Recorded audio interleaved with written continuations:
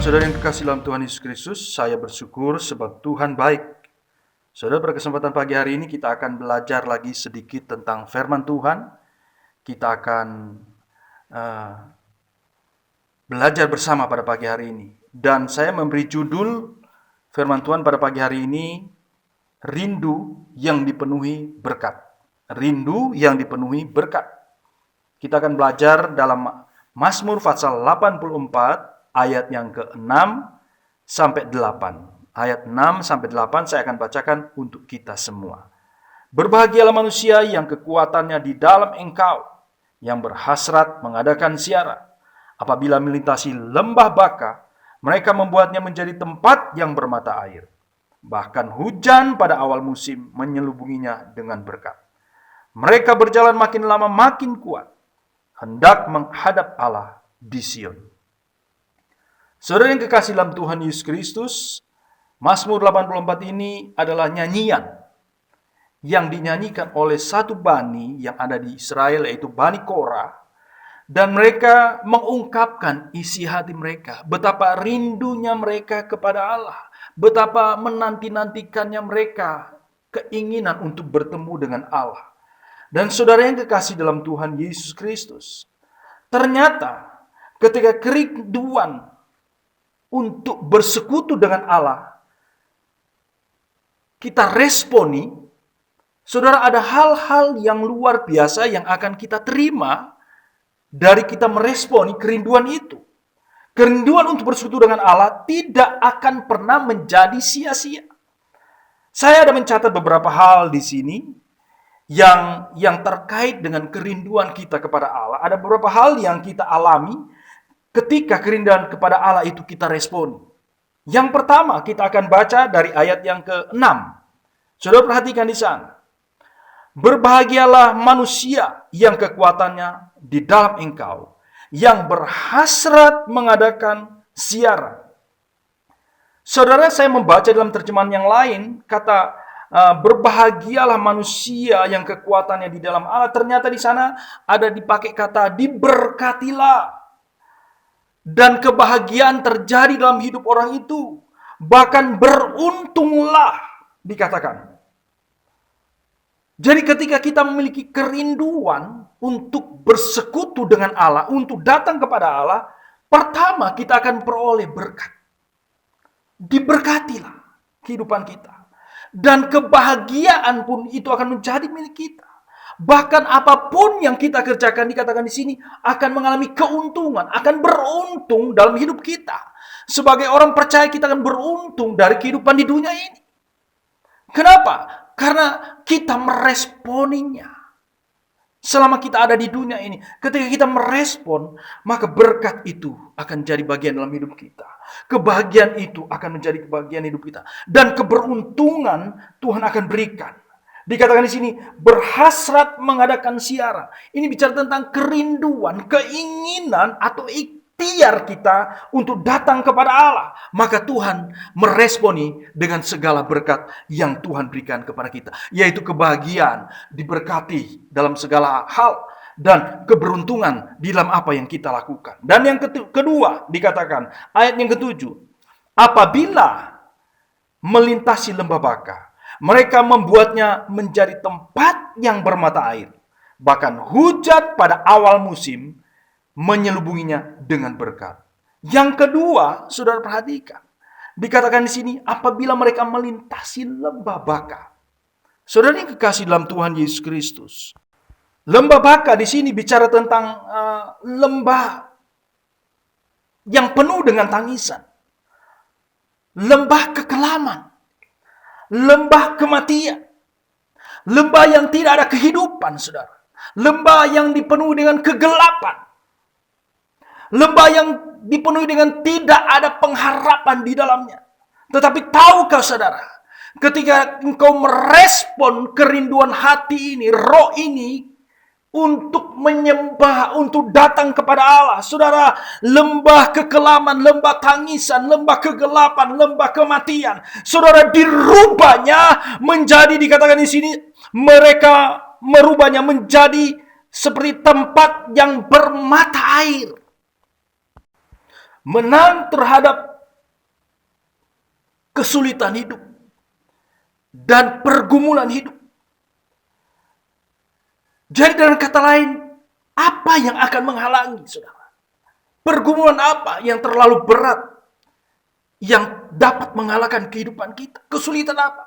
Tidak ada, saudara. Ketika engkau meresponi kerinduan hati, kerinduan rohmu untuk dekat dengan Allah, saudara, segala hal yang rasanya tidak ada harapan, penuh dengan kegelapan, rasanya tidak ada masa depan, saudara, di dalam nama Yesus dikatakan di sini, mereka melintasinya dan membuatnya menjadi tempat yang bermata air. Saudara, tempat yang bermata air itu bicara tentang tempat di mana yang tidak mungkin dibuat menjadi mungkin oleh Allah.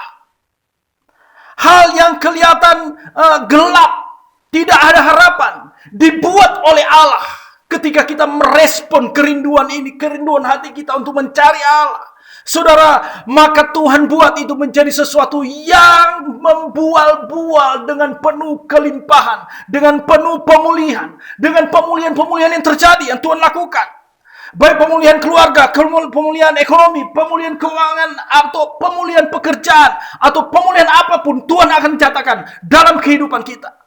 Tapi kita harus percaya, saudara. Responi kerinduan hatimu, responi kerinduan rohmu, sehingga Tuhan menyatakan kemuliaannya dalam setiap apa yang engkau lakukan.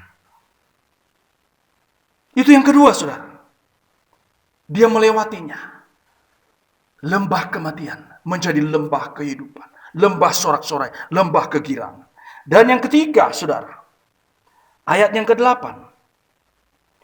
Mereka berjalan makin lama makin kuat, hendak menghadap Allah di Sion. Saudara, jelas banget Alkitab ini mencatat.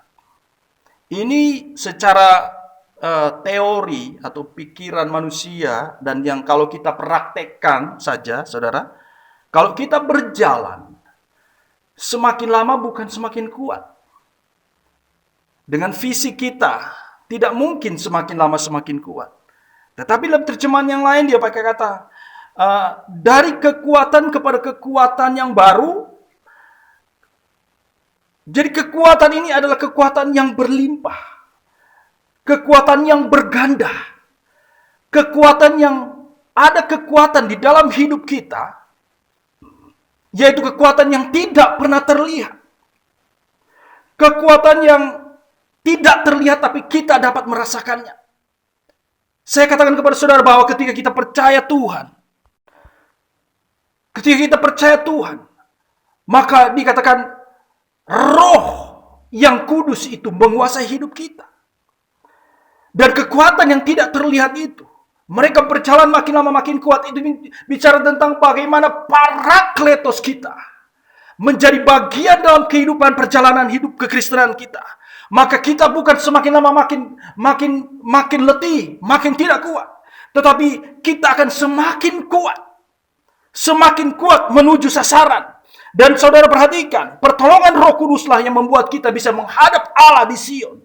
Kata menghadap Allah, hendak menghadap Allah, itu bicara tentang bahwa tujuan kekristenan kita, tujuan iman kita adalah tujuan yang sangat jelas dan sangat pasti. Saudara, ayat yang terakhir kita akan baca dalam kitab Mazmur pasal yang ke-64. Saudara perhatikan di sana. Mazmur 63 ayat yang ke-7.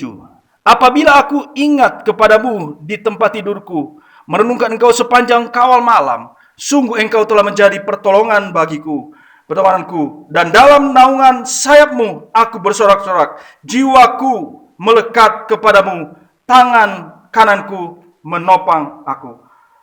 Saudara yang kasih dalam Tuhan Yesus Kristus, kerinduan kepada Allah membangkitkan iman kita bahwa pertolongan datangnya hanya daripada Allah saja. Saudara yang kekasih, saya akhirkan di sini dan saya percaya Tuhan memberkati kita. Bapa, berkati setiap firman-Mu biar jadi kekuatan yang baru bagi semua kami yang mendengar. Dalam nama Tuhan Yesus kami berdoa. Amin.